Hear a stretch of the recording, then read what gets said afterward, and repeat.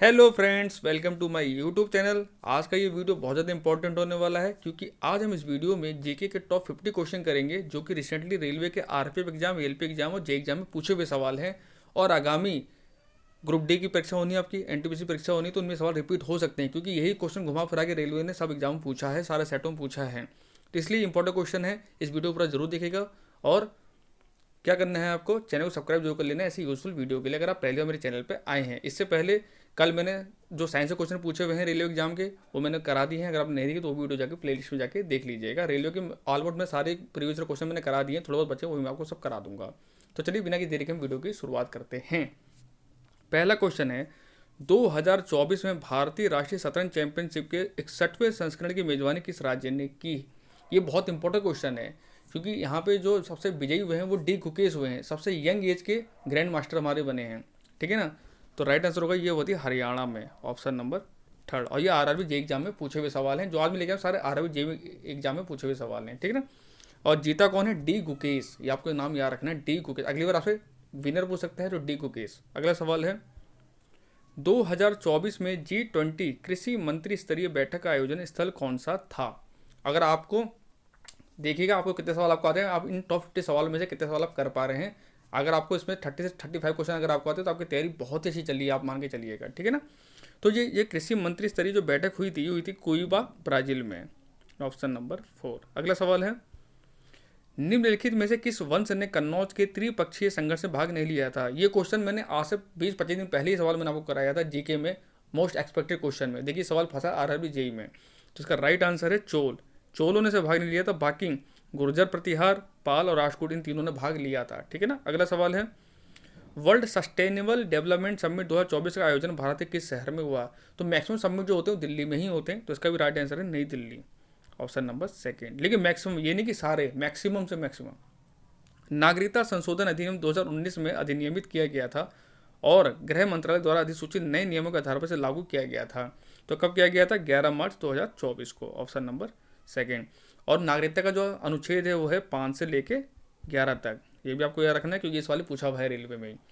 5 से लेके जो 11 तक के जो आर्टिकल होते हैं वो नागरिकता संबंधित होते हैं। ठीक है ना। अगला सवाल है, निम्नलिखित में से कौन सा प्रमुख भारतीय बंदरगाह सार्वजनिक निजी भागीदारी यानी पीपीपी मॉडल के अंतर्गत संचालित होने वाला पहला बंदरगाह बन गया है? ये सवाल मैंने आपको कराया था, ये सवाल फंसा जेई में। तो इसका राइट आंसर है जवाहरलाल नेहरू बंदरगाह। अगला सवाल है, केंद्रीय विज्ञान एवं प्रौद्योगिकी राज्य मंत्री डॉक्टर जितेंद्र सिंह ने अक्टूबर 2024 में बायोपॉलीमर के लिए भारत की पहली प्रदर्शन इकाई का उद्घाटन कहाँ किया? तो बायोपॉलीमर के लिए जो भारत की पहली प्रदर्शन इकाई हुई थी पुणे में, ऑप्शन नंबर 2। अगला सवाल है, बौद्ध वास्तुकला के संदर्भ में चैत्य क्या है? तो फ्रेंड, जैन धर्म बौद्ध धर्म से रिलेटेड एक मैंने सेपरेट वीडियो बना रखी है, प्लेलिस्ट में जाकर जरूर देख लीजिएगा। उसमें सब क्वेश्चन मैंने करा रखे थे आपको, मैंने बहुत पहले, आज से 1 महीने पहले मैंने करा रखे थे। अभी भी टाइम है, अभी भी जाकर वीडियो देख लीजिएगा क्योंकि आने वाले टाइम में एनटीसी ग्रुप डी में सवाल जरूर पूछेगा और बौद्ध धर्म जैन धर्म सवाल पूछे ही जाते एग्जाम के अंदर। ठीक है ना। तो चैत्य का मतलब क्या होता है? चैत्य का मतलब होता है प्रार्थना और सभा के लिए कक्ष, ऑप्शन नंबर 4। अगला सवाल है, महात्मा गांधी ने अपने भरोसेमंद स्वयं सेवकों के साथ अपना प्रसिद्ध नमक मार्च शुरू किया, इसको डांडी मार्च के नाम से भी जाना जाता है। इसमें टोटल 78 मेंबर्स ने भाग लिया था। अब अगली बार अगर आपसे सवाल पूछते, जब भारतीय राष्ट्रीय कांग्रेस की जो पहली बैठक हुई थी मुंबई में 1885 में, उसमें कितने मेंबर ने भाग लिया था? तो अब आंसर लेंगे 72, आ सकता है। ठीक है ना। जब डांडी मार्च का बोलिए तो कांग्रेस का ही पूछ सकता है आपसे। अगला सवाल है, विश्व ऑडियो विजुअल और मनोरंजन शिखर सम्मेलन से पहले 22 अगस्त 2024 को नई दिल्ली में create in India challenge season 1 का शुभारंभ किसने किया? तो ये किया था आपके अश्विनी वैष्णव ने। अगला सवाल है, प्रसिद्ध उपन्यास मिडनाइट चिल्ड्रन के लेखक कौन है? ये क्वेश्चन तो न जाने कितनी बार मैंने आपको पढ़ाया, 2-3 साल से क्वेश्चन को पढ़ा रहा हूँ, हमेशा इंपॉर्टेंट है। एसएससी और हर एग्जाम में आया हुआ सवाल है, रेलवे में नहीं, एसएससी के, यूपीएससी में, यूपी पुलिस में, किसी वनडे एग्जाम में उठा के देखिए, ये क्वेश्चन बहुत बार पूछा गया है। तो मिडनाइट चिल्ड्रन के जो लेखक हैं वो है सलमान रुश्दी, ऑप्शन नंबर 3। अगला सवाल है, और फ्रेंड बहुत मेहनत लगती है स्लाइड बनाने में, क्वेश्चन सेलेक्ट करने में। देखिए एक आंसर किसी क्वेश्चन में आपके लेके आए हूँ तो वीडियो लाइक से जरूर कर दिया कीजिए, लाइक शेयर कंजूसी मत किया कीजिए और चैनल सब्सक्राइब जरूर कर लीजिएगा। इंटरनेशनल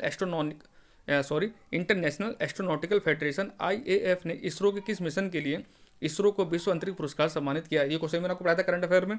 इसका राइट आंसर है चंद्रयान 3। अगला सवाल है, मीनाक्षी अम्मन मंदिर की स्थापत्य शैली के लिए जाना जाता है? तो फ्रेंड्स, मीनाक्षी अम्मन मंदिर है ये तमिलनाडु में स्थित है। तो आपको एक ट्रिक याद करा देता हूँ मैं, जब भी साउथ के मंदिर पूछेगा तो आप आंसर आप लगाएंगे द्रविड़, ऑप्शन नंबर 4। और अगर उत्तर नॉर्थ साइड के जो मंदिर बने हुए हैं उनकी जो शैली होती है वो होती है नागर शैली, ये आपको याद रखना है, ठीक है ना। अगला सवाल है, अगस्त 2024 में जूनियर पुरुष हॉकी टीम का नया मुख्य कोच किसे नियुक्त किया गया? तो जूनियर पुरुष हॉकी टीम के जो नए कोच बनाए गए थे वो बनाए गए थे PR Sreejesh, option number 1। Harmanpreet Singh लगा के बता देना। अगला सवाल है, दिल्ली सल्तनत का पहला शासक कौन था? सब जानते हैं गुलाम वंश, कुतुबुद्दीन ऐबक, तो राइट आंसर होगा हमारा कुतुबुद्दीन ऐबक। अगला सवाल है, जुलाई 2024 में उत्तर अटलांटिक संधि संगठन नाटो शिखर सम्मेलन का आयोजन स्थल कहाँ किया था? तो नाटो तो रेलवे का फेवरेट टॉपिक है, हमेशा नाटो सवाल पूछता है रेलवे। तो इसकी जो बैठक हुई थी वो हुई थी वॉशिंगटन DC शिवराज अमेरिका में, ऑप्शन नंबर 1। अब अगली बार आपसे पूछा था इसकी स्थापना कब हुई थी, तो इसकी स्थापना ही पूछा हुआ सवाल है ALP में 1948 में, ये ईयर आपको रखना है। इसका मुख्यालय कहाँ है? तो इसका मुख्यालय है बेल्जियम की राजधानी ब्रुसेल में, ठीक है ना। अगला सवाल है, भारतीय संविधान के अनुच्छेद 51A(b) में कहा गया है कि नागरिक का यह कर्तव्य है कि वे प्रेरित करने वाले महान आदर्शों को संजो कर रखें और उनका पालन करें। तो इस आर्टिकल में बात करी गई है किसकी? स्वतंत्रता के लिए राष्ट्रीय संघर्ष, ऑप्शन नंबर 1। अगला सवाल है, Indian remote sensing satellite system IRS की स्थापना कब हुई थी? तो इसकी स्थापना हुई थी 1988 में, ऑप्शन नंबर 1। अगला सवाल है, 1956 में राज्य पुनर्गठन अधिनियम पारित होने के बाद निम्नलिखित में से कितने केंद्र शासित प्रदेश बनाए गए? तो इस सवाल में मैंने आपको पढ़ाया था, जब 1956 में राज्य पुनर्गठन आयोग की स्थापना करी गई थी तो उसमें 6 केंद्र शासित प्रदेश बनाए गए थे, तो ऑप्शन नंबर 4 इसका राइट आंसर होगा। अगर आपसे राज्य कितने बनाए गए थे टोटल स्टेट, तो आंसर लगाएंगे 14। तो 6 केंद्र शासित प्रदेश बनाए गए थे और 14 राज्य बनाए गए थे, ठीक है ना। और भाषाई आधार पर पहला राज्य जो बना था वो आंध्र प्रदेश बना था। अगला सवाल है, निम्नलिखित में से किस महिला ने 1917 में महिला भारतीय संघ की शुरुआत की?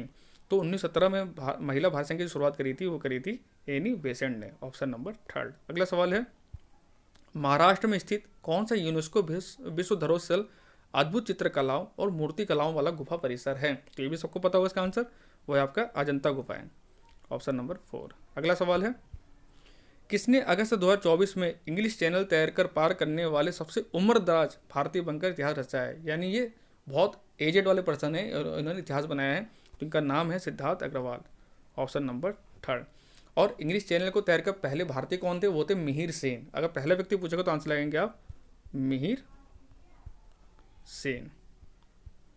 अगला सवाल है, मार्च 2024 तक की स्थिति के अनुसार विश्व का सबसे प्रदूषित शहर चियांग माई सिटी किस देश में स्थित है?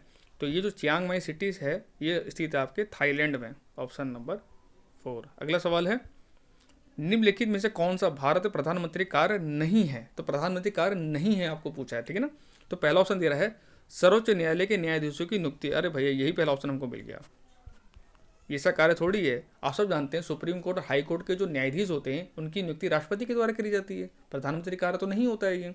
बाकी मंत्रिपरिषद गठन ये प्रधानमंत्री कार्य है, मंत्री को हटाना ये प्रधानमंत्री के हाथ में, संसद को भंग करने तो अनुशंसा की शक्ति ये भी प्रधानमंत्री के हाथ में है, लेकिन ये प्रधानमंत्री के हाथ में नहीं, प्रेसिडेंट ऑफ इंडिया के हाथ में। अगला सवाल है, बंगाल के पाल राजा धर्मपाल को निम्नलिखित में से किस राष्ट्रकूट राजा ने हराया था? तो फ्रेंड धर्मपाल को जो हराया था वो हराया था ध्रुव धारावर्षा ने, ऑप्शन नंबर 3। अगला सवाल है, भारतीय अंतरिक्ष अनुसंधान संगठन ने 15 अगस्त 2024 को निम्नलिखित में से किस उपग्रह को लॉन्च करके अपना 55वां स्थापना दिवस मनाया? तो पहले तो आपको पता होना चाहिए इसरो की स्थापना कब हुई थी। ये हुई थी 1969 में, 15 अगस्त 1969। ये सवाल पूछा था एग्जाम के अंदर, पूछा हुआ सवाल है रेलवे में। और उस दिन जो उन्होंने उपग्रह लॉन्च किया था वो क्या था? EOS 8, option number 1 is the right answer, ठीक है ना। अगला सवाल है, मई 2024 में भारतीय वायुसेना ने अपने आरोग्य मैत्री आपदा प्रबंधन क्यूब का सफलतापूर्वक परीक्षण किया, तो ये क्या था? इन्होंने आगरा में, ऑप्शन नंबर 1। अगला सवाल है, 2024 में संघाई सहयोग संगठन SCO की 23वीं बैठक का आयोजन स्थल कहाँ था? तो SCO मैंने सब सारे क्वेश्चन से रिलेटेड मैंने आपको कराए थे, ऐसे क्वेश्चन फंसे भी एग्जाम के अंदर। तो इसकी जो बैठक हुई थी इस्लामाबाद पाकिस्तान में, ठीक है ना। अगला सवाल है, निम्नलिखित में से कौन सा संविधान संशोधन संसद को 2 या 2 से अधिक राज्यों के लिए एक साझा उच्च न्यायालय स्थापित करने का अधिकार देता है? तो ये संविधान संशोधन था 7वां, ऑप्शन नंबर 1। अगला सवाल है, 8वीं शताब्दी ईस्वी के दौरान मान्यखेत निम्नलिखित किस राजवंश की राजधानी है? ये सवाल मैंने बहुत पढ़ाया आपको मैंने। तो मान्यखेत जो राजधानी थी वो थी राष्ट्रकूटों की, और राष्ट्रकूट का इसका जो वो था, इसकी स्थापना किसने की थी? वो की थी दंती दुर्ग ने। ये भी सवाल पूछा जाता है। दंती दुर्ग। ठीक है ना। अगला सवाल है 2024 में हुए जम्मू कश्मीर विधानसभा चुनाव में भारतीय जनता पार्टी ने कितनी सीटें जीती। अब देखिए ऐसे सवाल भी एग्जाम पूछे जा रहे हैं। तो जम्मू कश्मीर ने बीजेपी ने टोटल 29 सीटें जीती थी, ऑप्शन नंबर 3। अगला सवाल है निम्नलिखित में से किस टीम ने इंडियन प्रीमियर लीग का 17वां संस्करण जीता। आई थिंक जो क्रिकेट लवर होंगे उनको उसका आंसर पता ही होगा। आईपीएल जो जीता था वो जीता था कोलकाता नाइट राइडर ने, ऑप्शन नंबर 4। अगला सवाल है जापान के जाक्सा के सहयोग से चंद्र ध्रुवीय अन्वेषण मिशन का नाम क्या है जिसे अक्टूबर 2024 में भारत के राष्ट्रीय अंतरिक्ष आयोग द्वारा अनुमोदित किया गया था। तो वो था, उस मिशन का नाम है आपका ल्यूपेक्स, ऑप्शन नंबर 3।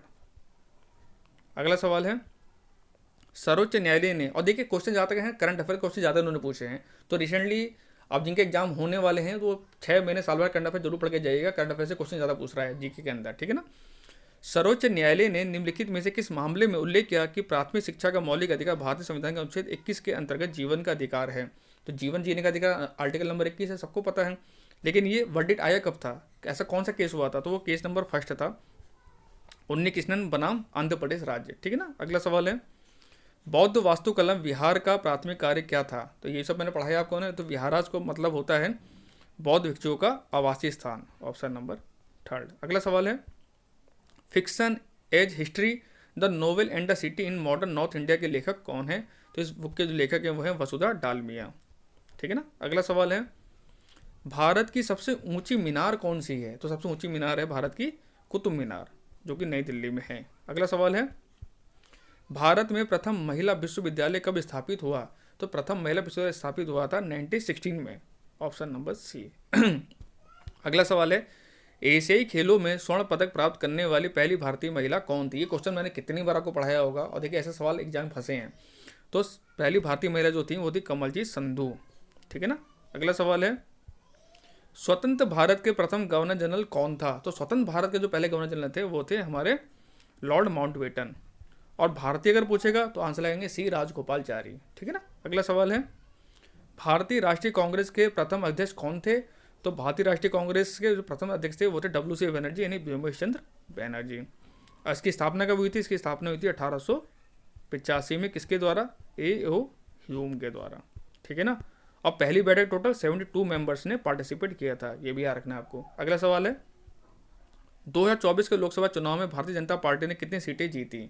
तो लोकसभा इलेक्शन में टोटल 240 सीटें भाजपा ने जीती थी। ठीक है ना। अगला सवाल है भारत में सुशासन दिवस प्रतिवर्ष कब मनाया जाता है। तो अभी कल ही बनाया गया था 25 तारीख को, अटल बिहारी वाजपेयी जी के। ठीक है। तो राइट आंसर होगा हमारा ऑप्शन नंबर बी। अगला सवाल है 86वीं सीनियर राष्ट्रीय बैडमिंटन चैंपियनशिप 2024 में पुरुष एकल खिताब किसने जीता। तो सीनियर राष्ट्रीय बैडमिंटन चैंपियनशिप में जो पुरुष एकल खिताब जीता है वो जीता है M. रघु ने। ठीक है ना। Option number B. अगला सवाल है 2024 में राष्ट्रीय मानवाधिकार आयोग के नए अध्यक्ष के रूप में किसे नियुक्त किया गया है। तो इनके जो अध्यक्ष बने हैं वो बने हैं V. Ramasubramaniam, option number C. अगला सवाल है सैयद मुश्ताक अली ट्रॉफी 2024 की टीम ने जीती। तो जो सैयद मुश्ताक अली ट्रॉफी इसका संबंध क्रिकेट से, सबको पता होगा, और ये जीती थी आपके मुंबई ने, ऑप्शन नंबर सी। अगला सवाल है शिव कुमार शर्मा का नाम किस वाद्य यंत्र से जुड़ा है। ये मोस्ट इंपोर्टेंट सवाल है, समझ लीजिए। जो शिव कुमार शर्मा का संबंध है वो है संतूर से, ऑप्शन नंबर बी। अगला सवाल है 2011 की जनगणना के अनुसार निम्नलिखित में से कौन भारत का सबसे अधिक आबादी वाला महानगरीय शहर है। तो महानगरीय शहर जो है वो आप ऑप्शन देख ही सकते हैं। इसका राइट आंसर होगा मुंबई। ठीक है ना। अगला सवाल है किस शासक ने ग्रैंड ट्रंक रोड का निर्माण कराया था। GT रोड का निर्माण कराया था शेरशाह सूरी ने। ठीक है ना। और लास्ट क्वेश्चन इस वीडियो का, किस स्थान पर सिंधु घाटी सभ्यता का बंदरगाह स्थित है। तो जो बंदरगाह स्थित है ये है लोथल में, क्योंकि लोथल कहाँ पे, गुजरात में। ठीक है ना। तो friend thank you so much. Channel को सब्सक्राइब जरूर कर लीजिएगा, वीडियो को लाइक से जरूर कर दीजिएगा।